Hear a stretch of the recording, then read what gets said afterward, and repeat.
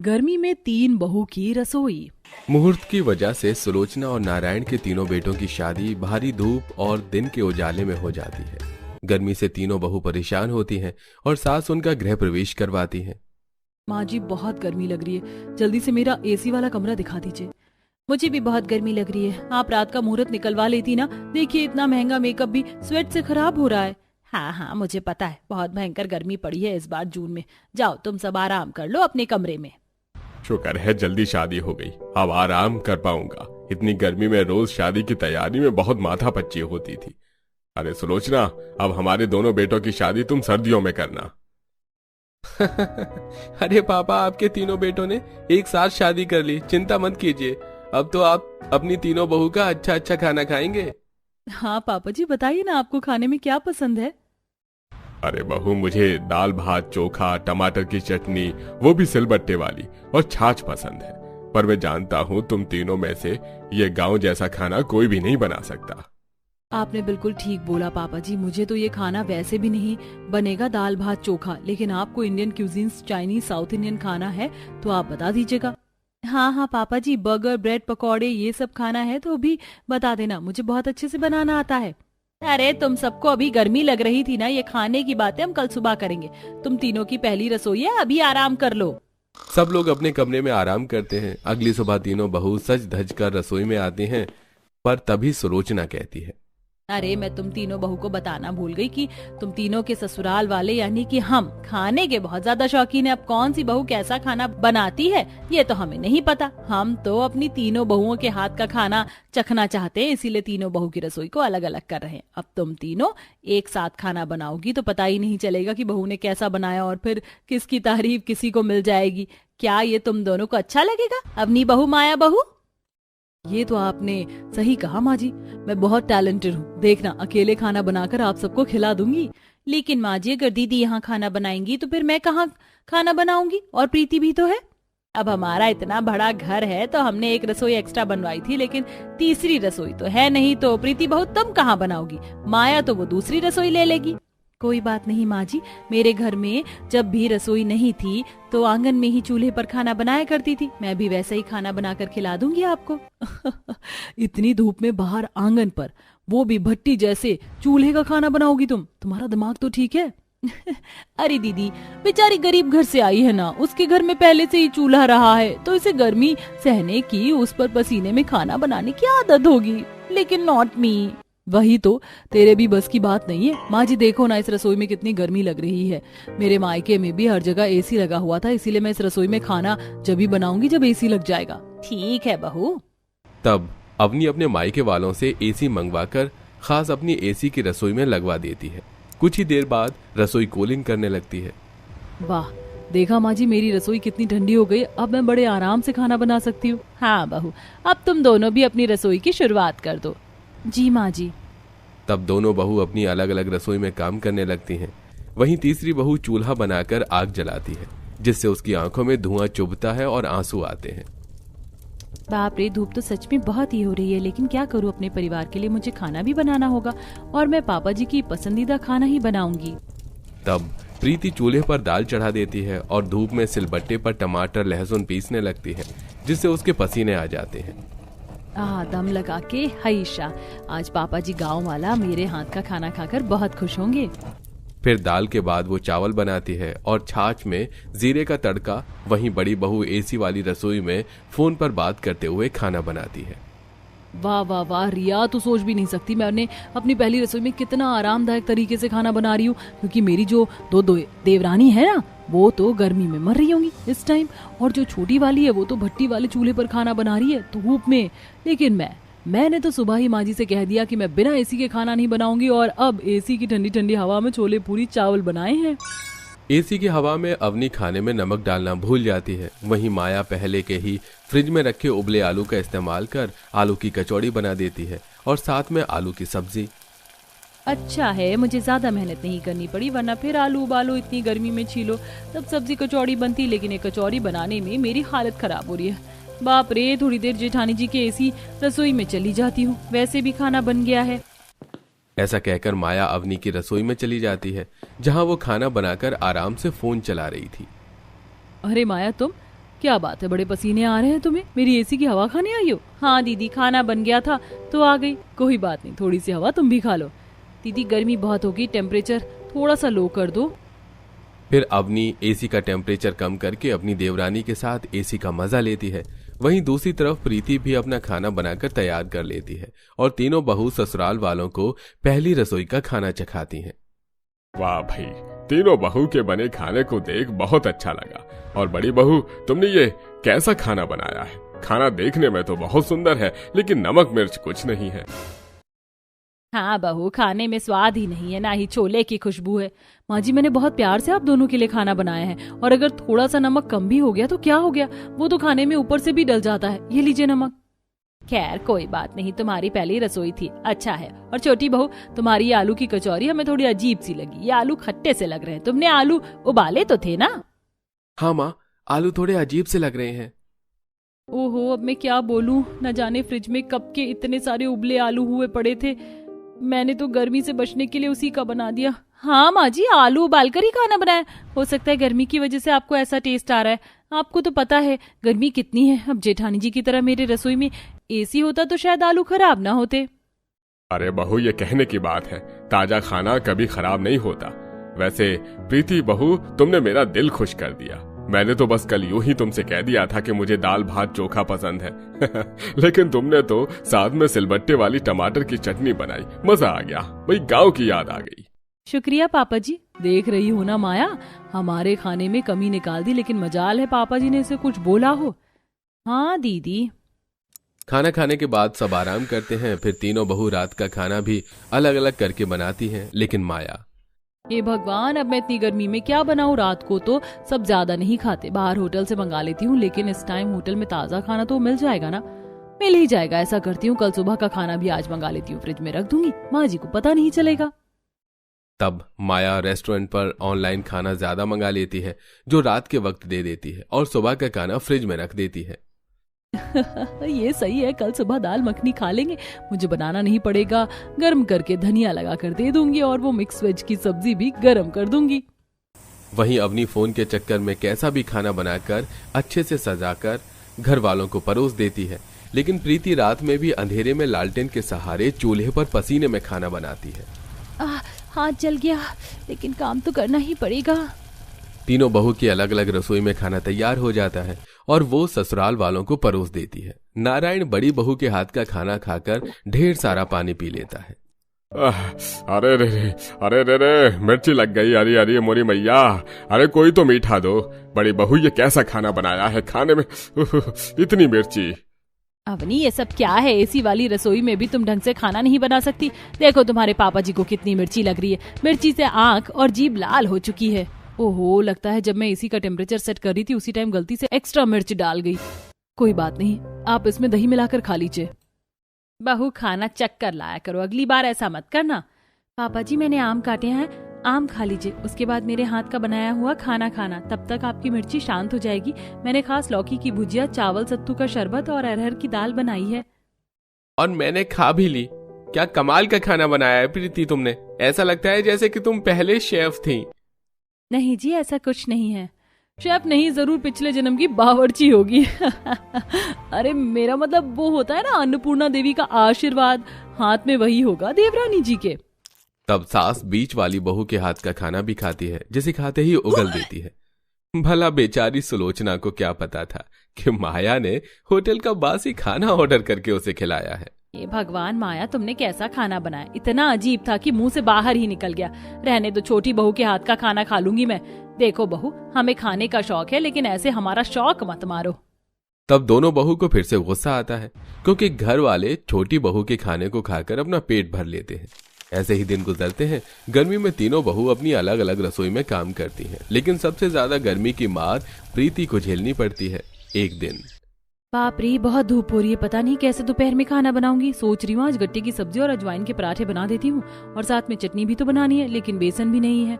बाजार चली जाती हूँ। प्रीति जैसे ही पर्स उठाती है तब जेठानी रोक लेती है। अरे गरीब प्रीति जी, मेरा मतलब देवरानी जी, कहाँ जा रही हो झोला उठाकर? वो जेठानी जी, शाम का खाना बनाने के लिए सब्जी और बेसन लेने जा रही हूँ।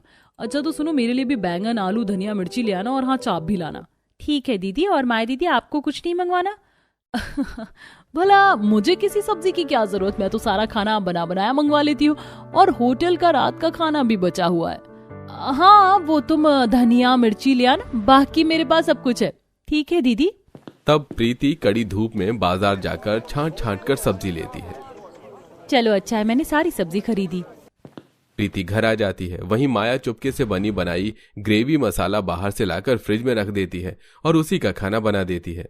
वाह माया, तेरी माया ही अलग है। तूने तो बनी बनाई ग्रेवी में 4 पनीर के टुकड़े डाल दिए और पानी डालने के बाद सब्जी तैयार।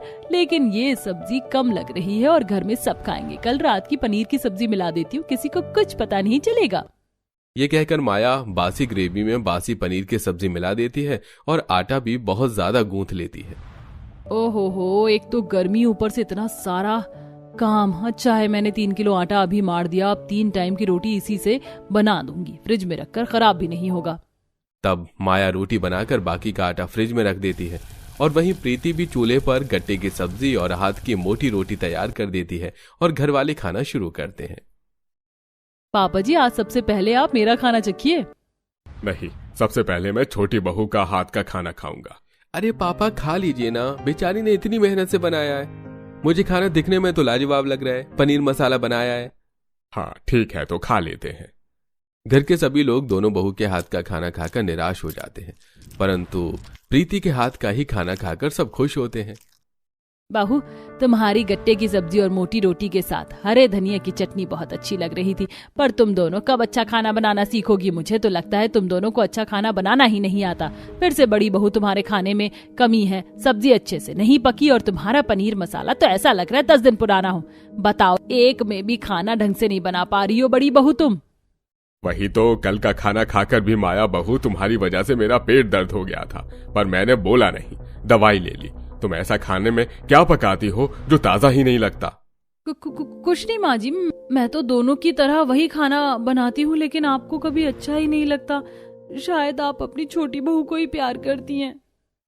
मेरा मतलब ये नहीं है बहू, तुम तीनों मेरे लिए बराबर हो। खैर, कल घर पर मेहमान आ रहे हैं, उनके सामने ऐसा मत करना बस। माँ जी, दोनों दीदी कल बहुत अच्छा खाना बनाएंगी, आप चिंता मत कीजिए। माया अपने कमरे में चली जाती है। वहीं प्रीति बर्तन साफ करती है और अपनी एसी के कमरे में आराम करती है। पर रात का खाना खाने के बाद नारायण को पेट में दर्द होता है। सुलोचना, अरे मेरे पेट में फिर से दर्द हो रहा है।